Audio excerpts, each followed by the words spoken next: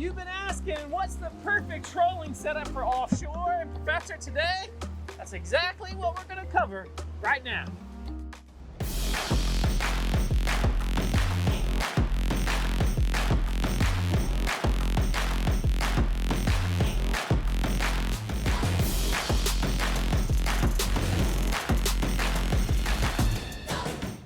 All right, Professor, so before we put out, what is the steps that you have to do? What do we got to consider here? Because we're going to run how many rods today? We don't have a lot of people on the boat today, so we're probably going to run like 9. 9, Yeah. okay. So you could run as many as? 15. 15, which sounds like a whole lot. Yeah. All right, and then obviously you go less if you got a smaller boat or whatever. Yep. Okay. All right, good. What's first? What's going to go out first? Well, we're going to send the long riggers back, and I mean, different times of year and different conditions, different sea conditions. We're dealing with a lot of sharks right now. Yes. So we're not really pulling very many expensive baits. They're all like sea witches that I hand tie. So this is a sea witch, Yep. right? With just a regular ballyhoo. Yep, just a regular ballyhoo, yep. Right, But and then, that's the long rigger, which means it's going to go back the furthest. yeah, And roughly how far? probably about 600 feet. 600 feet. Yeah. So this is what they call a sea star made by Islander. These lures here are about $30 a piece, but they catch a lot of fish. We've been getting some big eye bites on them. I hate not to pull one, but the sharks have gotten a lot of them from us. Yeah, the sharks have been killing us. That's $30 a pop every time the shark eats that. Yeah. So these are our first 2 going out. Yep, 2 long rigger baits. Awesome.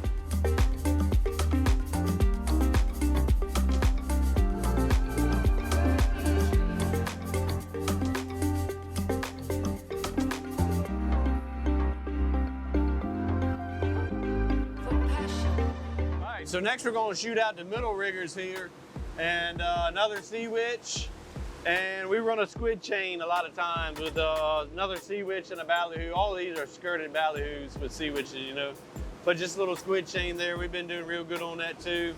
Not very expensive to make. You know, it might cost you $8, $10 to make it, so we're trying to be cautious on what the sharks get from us. So Yeah. let's send these out. And these are going to go how far out? Probably about 400 feet.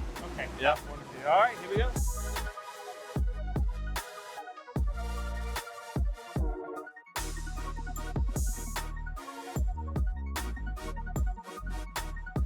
As you're doing this, Ron, are there any mistakes that you see that you could make while doing this, that you see people make? Yeah, well, the main thing is to, when you first put your bait in the water, make sure it's not spinning or, you know, acting funny. Just look at it, you know, once you get it down in the water, make sure it's swimming right, because a lot of people will throw it out, especially on a rough day like today and using heavier baits. You know, you won't be able to see it back there spinning, so you got to be careful with that. And you got to constantly watch, you know, make sure you don't get a tangle. You know, a lot of people will tangle their stuff out as they're letting it out. Now on your outrigger, you got these different colors. Is there a reason why you chose different colors with the outrigger? Not really, just for it to look kind of cool, you know? It does look cool. It does look cool. I kind of think it's, in a way, it's easier to discern them. Yeah, but you really, I mean, you got to have it mentally in your mind which color goes to which, you know? Yeah. All right, so next these are going to be our short rigger baits. And these are going to pretty much swim right behind our teasers we're going to put out. And they go, you know, not very far behind the boat, about 75, 100 feet, you know, pretty close in.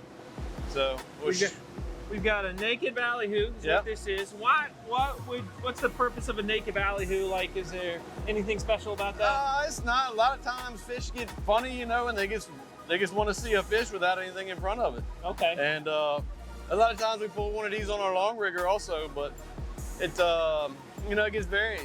It's actually the cheapest way to go because you don't have the sea witch head, you know? Right. So all you lose is a hook and a chin weight and a little bit of leader, so. Yeah, so that gets sharks, not as painful. Not as painful, no sir.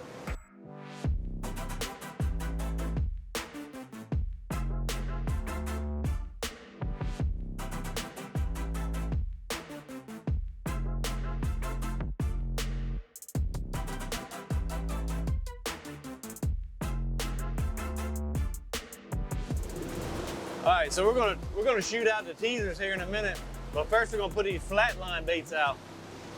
And these are heavier, and we run them directly behind the boat. Got a big heavy lead head on it. Do they need to be heavier? Well, if you don't, they're gonna Skip too much. skip at the top of the surface. And these are kind of in line with, you know, your short rigger baits and maybe even your middle rigger baits. So we like to keep these down a little bit. A lot of times, the further down bait, if you get over a school of fish, this one will get the first bite, and then as the other fish, you know, go into the feeding frenzy, they'll come up and hit the rest of them behind it. Right. So right, and we put it on a flat line, which puts it lower to the water, which also hinders its ability to skip. Right. That's right. Yeah. Okay.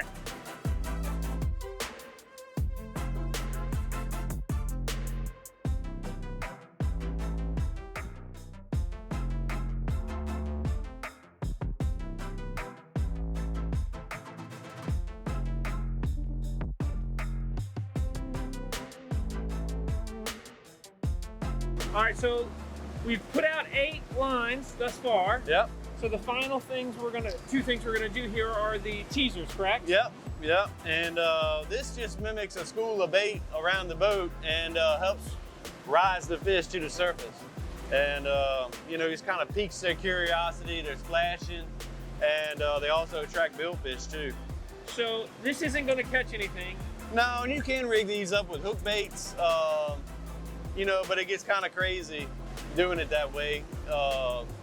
And we try to keep these away from the sharks too. So Right, that can get very expensive. Yeah. Because these cost a good bit of money. yeah, yeah. The rigging one of these up is about $40 easily.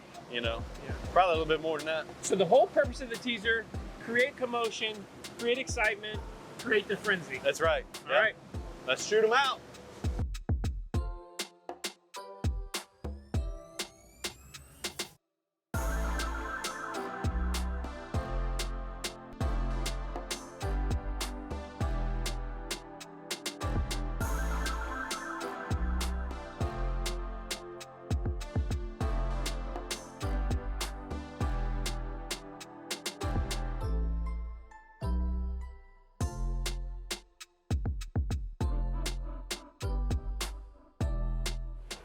All right, so they're all out, Professor. Anything else we should know, just to think about throughout the day as we're trolling now that we got this spread? Well, you want to make sure that you keep an eye on your baits. The warmer the water, the faster your bait's going to wash out.